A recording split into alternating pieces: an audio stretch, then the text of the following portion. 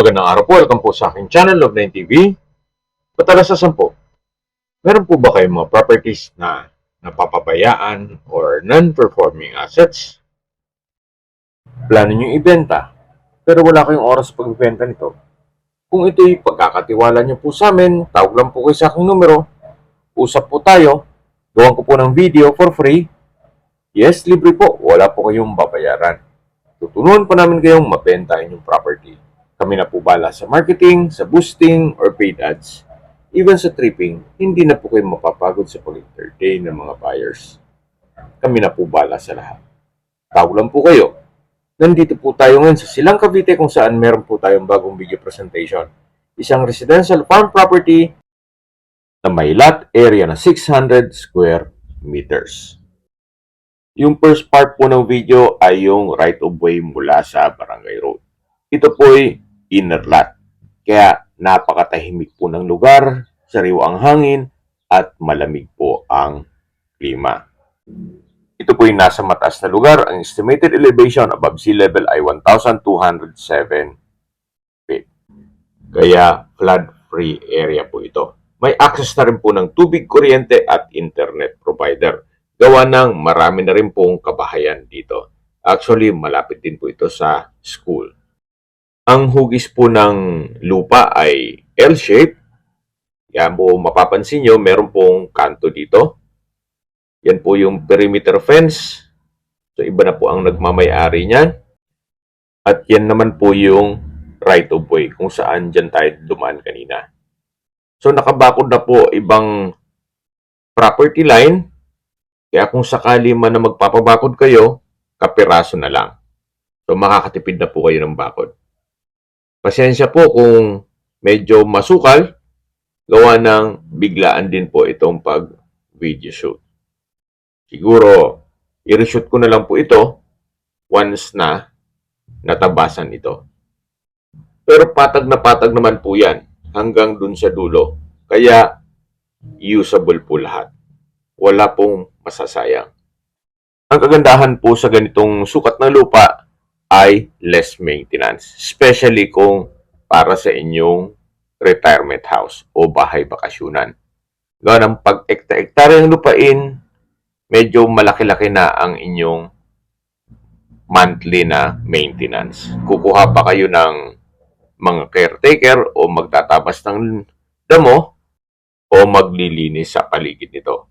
Pero at least pag ganitong mga 600 square meters, kaya na po yan na ikutan at linisin ang paligid nito. At syempre, exercise nyo na rin. Habang nasa bahay bakasyunan kayo, lilinis ng konti, yung normal na buhay probinsya.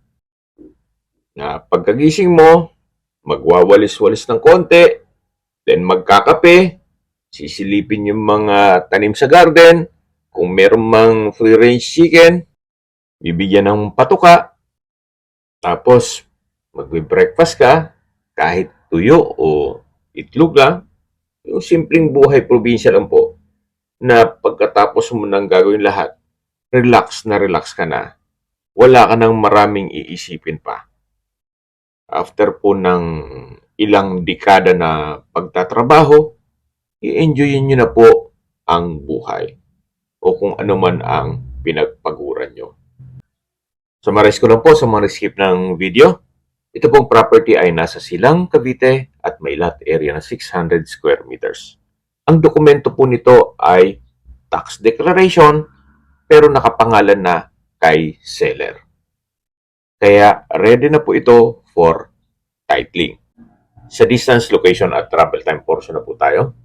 Mula po sa bayan ng Silang, ang distance is 5.1 kilometers at ang travel time is 13 minutes. Kompleto na po doon gaya ng public market, groceries, convenience store, remittance center, bank, schools, church, at hospital.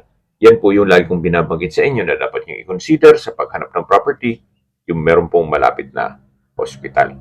Hindi ko naman po sinasabing sakitin kayo, yan naman po yung for emergency purpose lang naman. At mula naman po sa Tagaytay, Santa Rosa Road, ang distance is 5.8 kilometers at ang travel time is 14 minutes. Mula naman po sa Tagaytay Flower Market, ang distance is 7.6 kilometers at ang travel time is 18 minutes. Mula naman po sa Tagaytay Rotonda, ang distance is 10 kilometers at ang travel time is 23 minutes.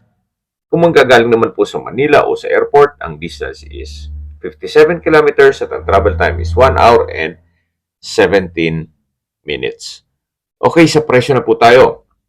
Binebenta po ito ni owner sa halagang 2.2 million pesos net.